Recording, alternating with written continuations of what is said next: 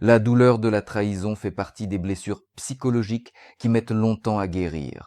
Et pourtant, même une période aussi difficile peut être considérablement raccourcie si l'on comprend que les traîtres, sans même s'en rendre compte, purifient votre karma. Celui qui comprendra cela et prendra une part active à ce processus pourra non seulement surmonter la souffrance intérieure, mais aussi transformer toute la négativité qui l'accompagne à son avantage. Bien sûr, certains pourraient objecter qu'il est plus facile de le dire que de le faire. Mais croyez-moi, ne rien faire du tout et simplement endurer, c'est encore pire. Rien ne détruit la personnalité aussi rapidement que la résignation face à sa propre impuissance et à son manque de volonté. Lorsqu'une personne est confrontée à la trahison, il se produit une rupture brutale dans sa vision habituelle du monde. Une brèche s'y forme, à travers laquelle des sentiments infernaux s'engouffrent dans la vie avec une force puissante, désorientant complètement la personne. Dans un état de choc psychologique, les gens ne remarquent pratiquement rien, car l'une des choses terribles qui accompagnent la trahison est une obsession excessive de l'amertume de la déception, qui les pousse à la revivre sans cesse. En conséquence, la vie intérieure se transforme en un jour sans fin, sombre et répétitif, comme dans un jour de la marmotte. Les tourments émotionnels forcent l'âme à tourner en rond autour de ses propres souffrances, ce qui ne fait qu'irriter davantage une blessure déjà douloureuse. Autrement dit, le problème ne réside pas seulement dans les expériences traumatisantes elles-mêmes, mais aussi dans le fait qu'elles hypnotisent la personne, détournant son attention de tout ce qui pourrait l'aider. Toute douleur maintient la concentration de l'attention uniquement à la surface de la situation, empêchant de plonger dans la profondeur de ce qui se passe. Or, c'est justement là que se trouve la clé pour s'en libérer. La solution au problème réside généralement moins dans le courage d'affronter les difficultés en face que dans la force de plonger dans les causes qui les ont provoquées. Plus on comprend en profondeur ce qui se passe réellement, plus on peut le gérer efficacement. Apercevoir un rayon de lumière dans l'obscurité, c'est déjà en être à moitié sorti.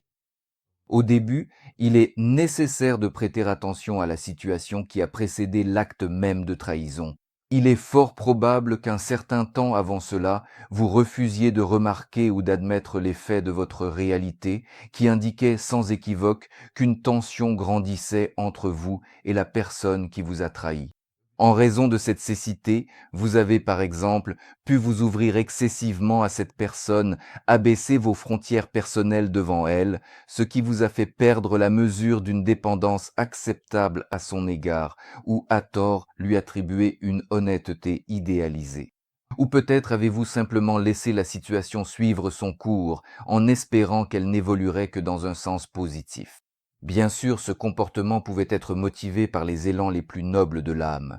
Disons que vous aimiez vraiment beaucoup une personne, et il était donc logique que vous chassiez de votre esprit toute pensée sur sa capacité à agir de façon vile envers vous. D'un côté, c'est tout à fait louable. Après tout, sans confiance mutuelle, il est impossible de construire des relations interpersonnelles épanouies. Par exemple, de quel véritable amour peut-on parler si les partenaires commencent à vivre dans un climat de soupçon mutuel permanent? Mais, d'un autre côté, même avec une confiance absolue entre les amoureux, chacun doit tout de même conserver au moins une frontière minimale d'autonomie. Bien entendu, cela ne signifie pas qu'il faille toujours s'attendre au mal de la part de tout le monde. On peut ainsi finir par sombrer dans une véritable paranoïa. Et pourtant, il est nécessaire de regarder sobrement ce qui se passe dans votre vie, sans fermer les yeux même sur ce à quoi et à qui votre cœur est ouvert.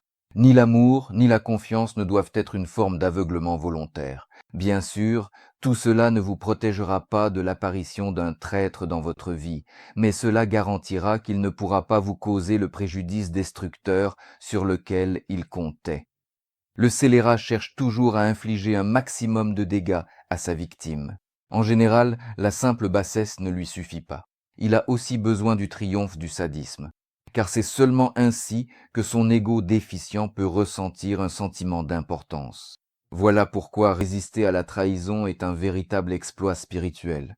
et la compréhension que la meilleure protection contre les épreuves de la vie est une perception adéquate de la réalité vous aidera à accomplir cet exploit.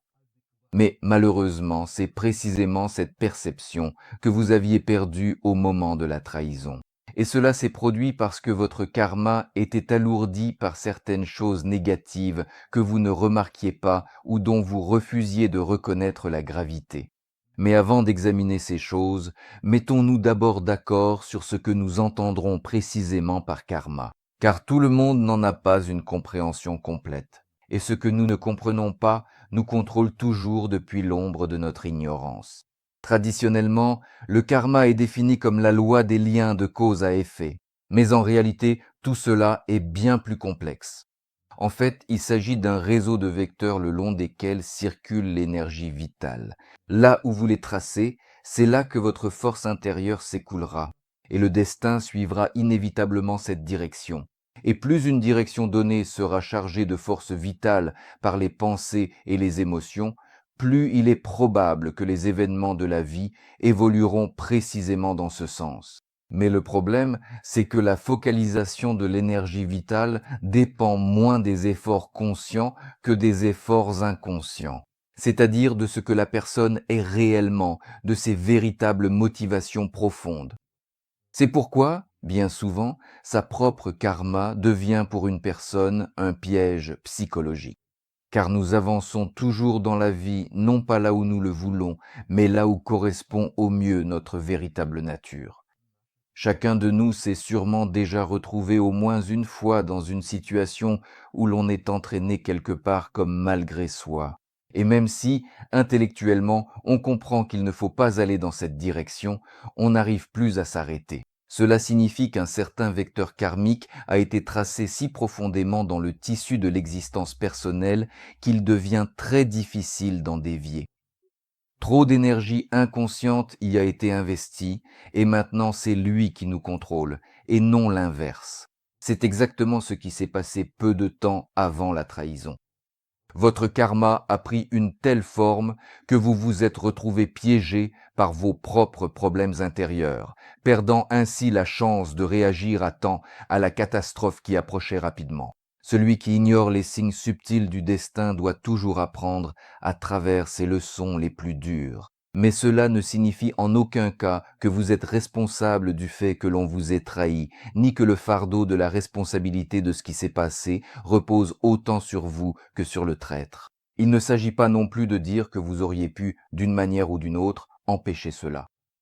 Dans l'acte de trahison, il y a toujours une part d'inévitabilité, voire une certaine fatalité, car la trahison n'est pas un acte qui se produit ici et maintenant, mais la conséquence d'actions intérieures que le traître a accomplies auparavant.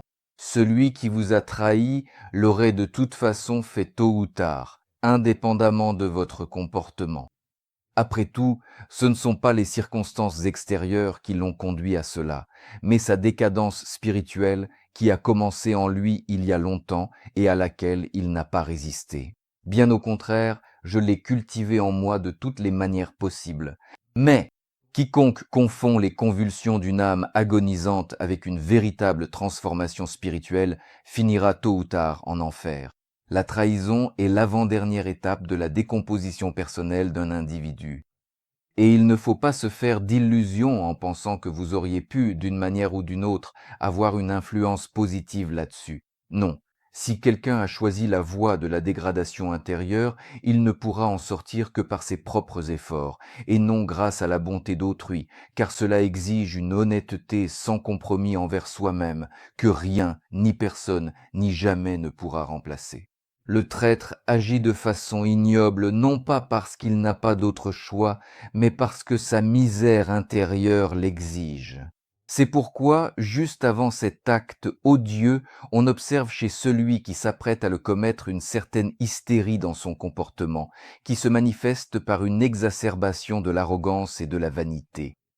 Il commence également à rayonner d'une autosatisfaction excessive.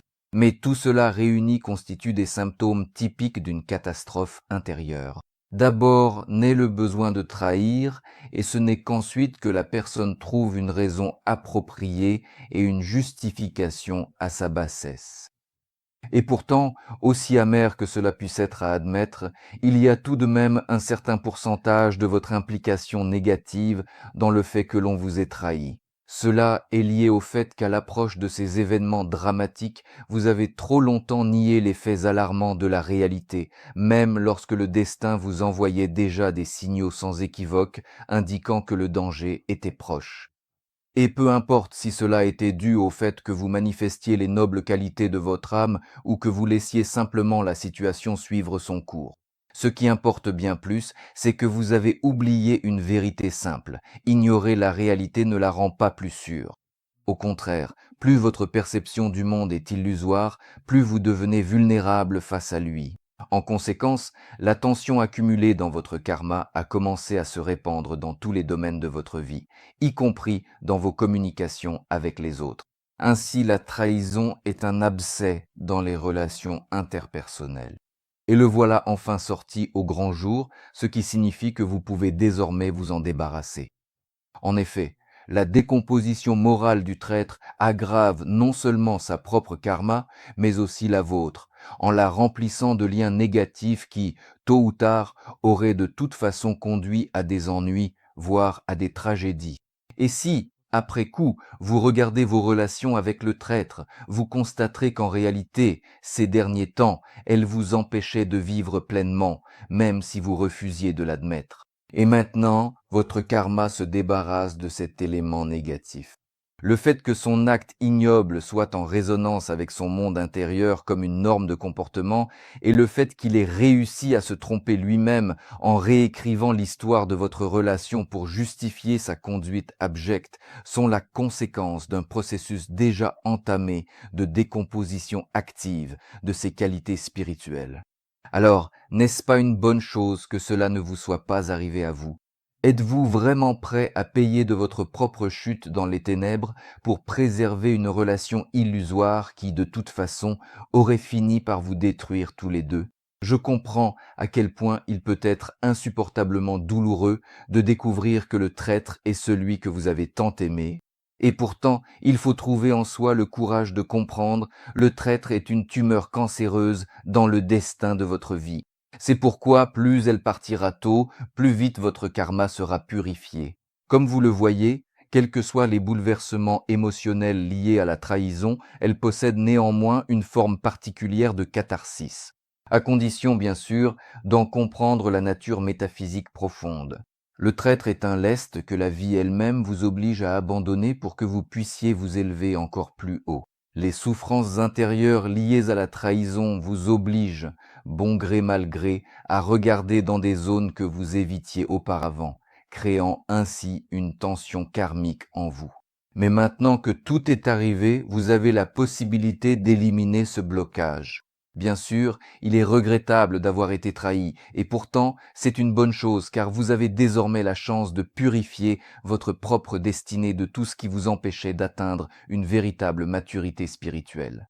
Pour cela, dans les moments difficiles, il est important de diriger au moins une partie de votre attention vers une vision plus globale de la situation actuelle. Vous ne pourrez guérir votre blessure intérieure que lorsque vous serez capable de voir non seulement votre douleur, mais aussi sa cause en vous-même. Portez également attention à un autre point.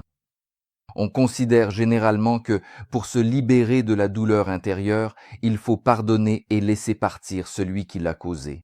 Hélas, aussi belle que soit cette idée, dans la réalité, les choses fonctionnent autrement.